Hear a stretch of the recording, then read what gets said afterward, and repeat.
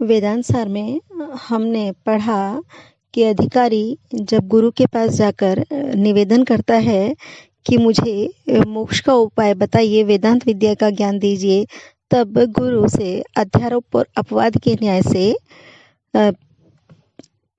वेदांत विद्या का ज्ञान प्रदान करता है और जिससे उसे मोक्ष की प्राप्ति होती है। अब अध्यारोप और अपवाद क्या है, यह प्रश्न उपस्थित होने पर पहले अध्यारोप को स्पष्ट किया और अध्यारोप के बारे में लेखक ने बताया है कि वस्तु पर अवस्तु का आरोप होना अध्यारोप है। तब प्रश्न उठता है कि वस्तु और अवस्तु क्या है। तो वस्तु सच्चिदानंद ब्रह्म वस्तु है, एकमात्र वस्तु वेदांत के अनुसार ब्रह्म है। और अवस्तु क्या है, अज्ञानादि समस्त जड़ जगत अवस्तु है। तो अब इनको जानने की आवश्यकता है। तो पहले वो लेते हैं अवस्तु अर्थात अज्ञान को। तो अज्ञान के बारे में वो उसके बारे में बताते हैं कि अज्ञान क्या है, क्या उसका स्वरूप है, उसको परिभाषित करते हैं। और अब उसके बाद में वे अज्ञान के भेद बताते हैं।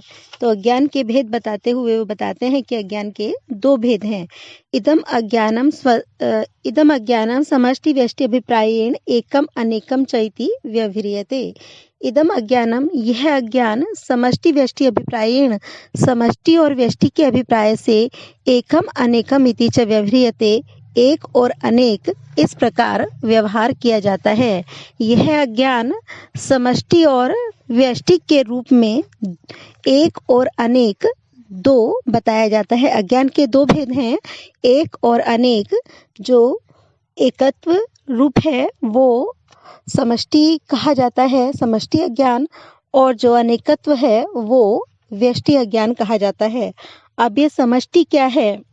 समष्टि का मतलब है कि समूह, इकट्ठा होना। सम उपसर्ग पूर्वक अश धातु से 3 प्रत्यय लगाकर समष्टि शब्द निष्पन्न होता है, जो सबको व्याप्त करता है, जो सामान्य है, समूह है, समुदाय है, संघात है, उसे हम समष्टि कहते हैं। तो अज्ञान का जो एक समग्र रूप है उसे हम समष्टि अज्ञान कहेंगे। इसको आगे चलकर ये समष्टि क्या है उदाहरण देकर बहुत अच्छी तरह स्पष्ट कर देते हैं।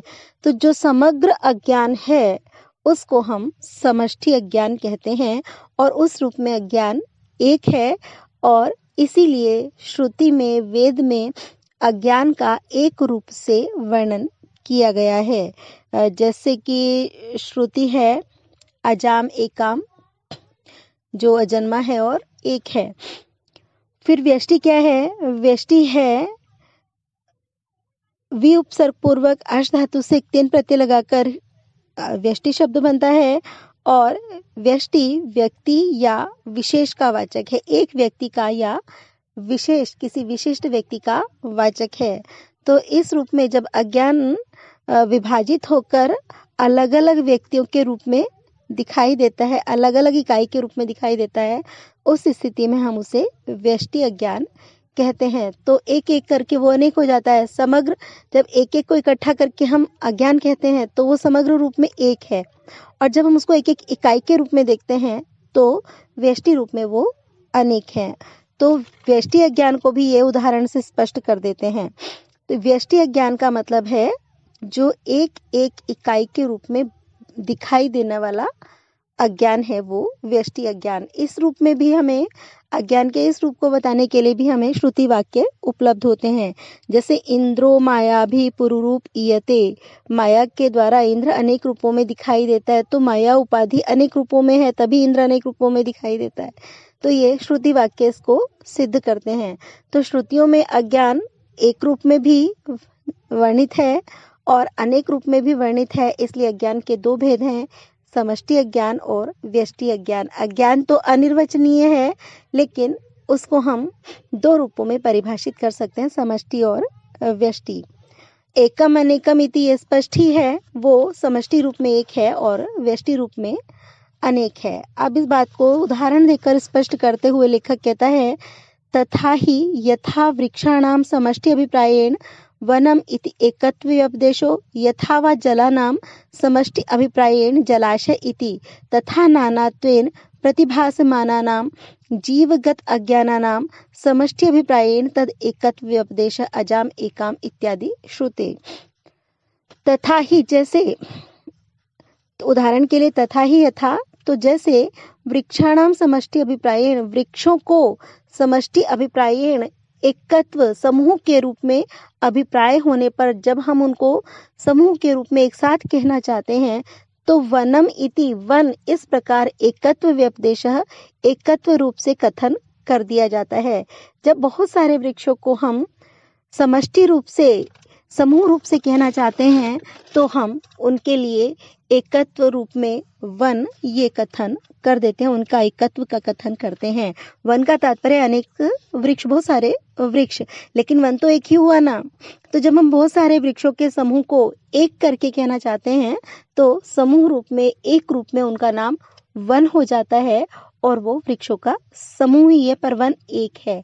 तो एकत्व का कथन करने के लिए उनको हम वन कह देते हैं।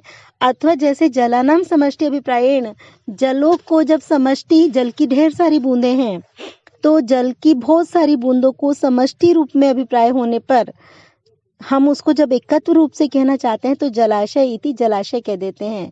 जलाशय में जल की असंख्य बूंदें हैं तो हम एक एक बूंद का वर्णन नहीं कर रहे, हमने जब उनको समष्टि रूप में कहना चाहा, एकत्व उनका कथन करना चाहा तो हमने जलाशय कह दिया। जलाशय का तात्पर्य है बहुत सारी, अनेक, असंख्य बूंदें। तो नानात्वेन प्रतिभासमानानाम, अब जल की बूंदें अलग अलग भी हैं लेकिन जब हम उनको एक साथ कहना चाहते हैं तो वो जलाशय कहने से सबका बोध हो जाता है। ऐसे ही वृक्ष अलग अलग भी हैं लेकिन जब उनको एक साथ कहना चाहते हैं तो वन कहने से एकत्व रूप में उनका कथन हो जाता है और सबका बोध हो जाता है। तो ऐसे ही नानात्वेन, नाना रूप से अलग अलग, प्रतिभासमानानाम, प्रतिभासित होते हुए, दिखाई देते हुए, जीवगत अज्ञानानाम, जीव में विद्यमान अज्ञानों को समष्टि अभिप्रायेण, समष्टि में अभिप्राय होने पर जब हम समूह रूप में उनका कथन करना चाहते हैं तद एकत्व व्यपदेश, तब उनके एकत्व का कथन किया जाता है। अजाम एकाम इत्यादि श्रुते, ये जो श्रुति वाक्य है अजाम एकाम, इसमें अज्ञान की एकता का, एकत्व का कथन किया गया है। तो अज्ञान भी हमें अलग अलग जीवों में अलग अलग रूप में दिखाई दे रहा है कि संसार में करोड़ों जीव हैं तो करोड़ों अज्ञान हैं, लेकिन तब भी उसका कथन किया जाता है कि अजाम एकाम, एक ही है वो जो अज्ञान है, माया है, वो एक ही है। तो एकत्व कथन कैसे हो गया? जब वो हमें इतने सारे रूपों में दिखाई दे रहा है तो वो ऐसा ही है जैसे हमें इतने सारे वृक्ष दिखाई दे रहे हैं पर हम एक साथ कह देते हैं वन। ऐसे ही अज्ञान अनेक रूपों में हमें दिखाई दे रहा है, वो गलत नहीं है, लेकिन हम उसको एक रूप में जब कहना चाहते हैं, एकत्व का कथन करना चाहते हैं तो समष्टि रूप में हम कह देते हैं अज्ञान, एक अज्ञान। तो वो उचित ही है, जो श्रुति वाक्य है उसकी संगति बन जाती है। जो एकत्व का कथन है वो अनुचित नहीं है क्योंकि समष्टि रूप में अलग अलग दिखाई देने वाला अज्ञान भी एक ही है, जैसे अलग अलग दिखाई देने वाले वृक्ष समष्टि रूप में, वन के रूप में एक हैं। तो समष्टि और व्यष्टि जो शब्द इसमें आए हैं वो तो आपको पहले बताए जा चुके हैं। अब नानात्वेन, तो ये तो स्पष्ट है कि संसार में हम अनेक प्रकार के जीव देखते हैं। अनेक मतलब कि असंख्य, बहुसंख्य जीव देखते हैं और अनेक प्रकार के जीव देखते हैं, तो सबका अपना अपना अज्ञान है, तो इसलिए अज्ञान अनेक रूपों में हो गया। इसलिए नानात्वेन, नाना प्रकार का है, अनेकत्व उसका हमें दिखाई दे रहा है। अजाम एकाम, ये श्रुति वाक्य है जिसमें कहा गया है कि माया एक है, जन्मी है, माया या अज्ञान। तो श्रुति में भला उसको एक क्यों कहा है जब वो नाना रूप में हमें दिखाई दे रहा है? तो उसी को बताना चाह रहे हैं कि नाना रूप में वो हमें प्रतिभासित हो रहा है, ठीक है, लेकिन जब हम उसके एकत्व का कथन करते हैं तो हमारा समष्टि में अभिप्राय होता है, तब हम समूह रूप में बताना चाहते हैं। जैसे हम आम है, नीम है, बेर है, बबूल है, ऐसे अलग अलग वृक्षों का कथन न करके कह देते हैं वन है, तो तब हमारा समूह में अभिप्राय होता है, उसमें सारे ही वृक्ष आ जाते हैं। ऐसे ही जब हम सब जीवों में विद्यमान अलग अलग अज्ञान में अभिप्राय रखना चाहते हैं, उसको एक साथ कह देना चाहते हैं, तो हम कह देते हैं अजाम एकाम, एक अकेला अज्ञान, लेकिन उसमें सारे के सारे अज्ञान जो अलग अलग जीवों में दिखाई दे रहे हैं वो सब समाहित है। अज्ञान का समष्टि रूप हम कहना चाहते हैं, समूह रूप कहना चाहते हैं। तो अज्ञान की उपाधि से युक्त 3 अवस्थाएं बताई गई हैं वेदांत में, सुषुप्ति, स्वप्न और जागरण। और इसमें कुछ उपाधियां बताई गई हैं। तो पहले हम आगे पढ़ लेते हैं कि ये उपाधि क्या है। इयम समष्टि उत्कृष्ट उपाधितया विशुद्ध सत्व प्रधाना। इयम समष्टि, ये जो अज्ञान का समष्टि रूप है वो विशुद्ध सत्व प्रधाना। इयम समष्टि उत्कृष्ट उपाधितया, उत्कृष्ट उपाधि होने के कारण, क्योंकि ये उत्कृष्ट उपाधि है इसलिए विशुद्ध सत्व प्रधाना, समष्टि रूप में अज्ञान विशुद्ध सत्व प्रधान है, उसमें सत्व गुण की प्रधानता रहती है। अज्ञान 3 गुणों का संगम है, सत्व, रजस और तमस। तो उसमें तीनों गुण रहते हैं सदैव, लेकिन जब वो समष्टि रूप में अभिहित किया जाता है, जब हम समष्टि रूप का वर्णन करते हैं तो उस समय वो अपने उत्कृष्ट रूप में विद्यमान होता है और उस समय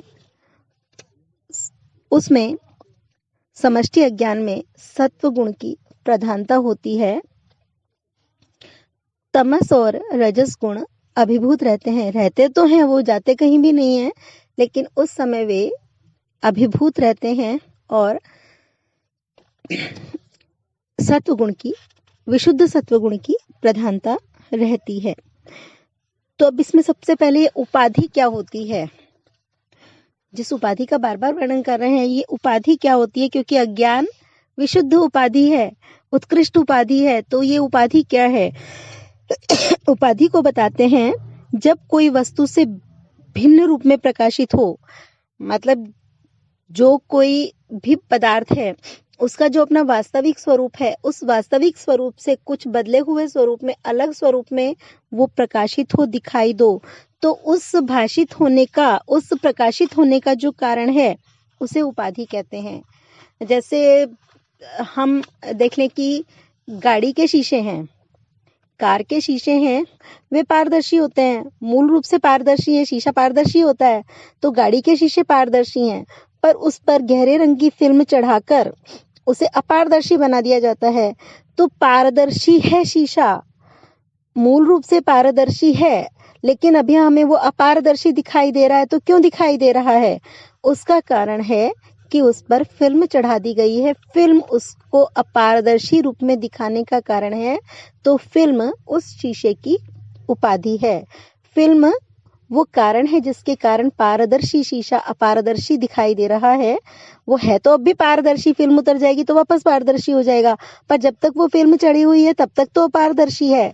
तो जिसके कारण वो पारदर्शी शीशा अपारदर्शी दिखाई दे रहा है, वो फिल्म उपाधि है।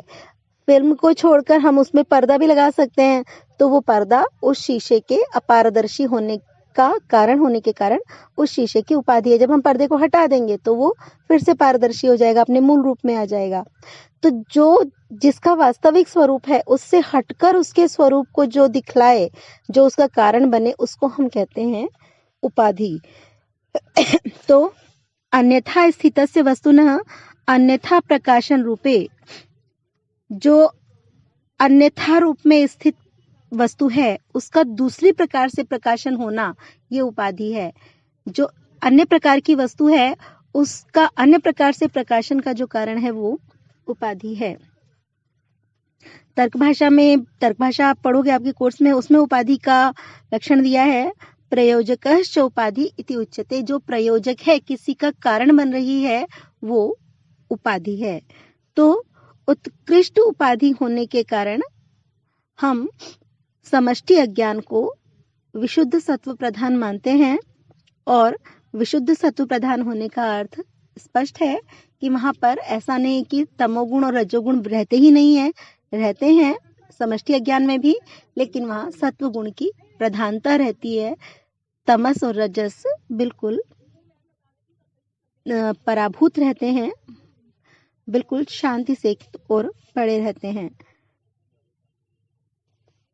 तो ये हुआ समष्टि अज्ञान का स्वरूप, फिर उसमें भी आगे समष्टि अज्ञान किसकी उपाधि है और कहाँ कहाँ वो रहता है, क्या क्या वो करता है, उस सबको आगे फिर विस्तार से बताएंगे।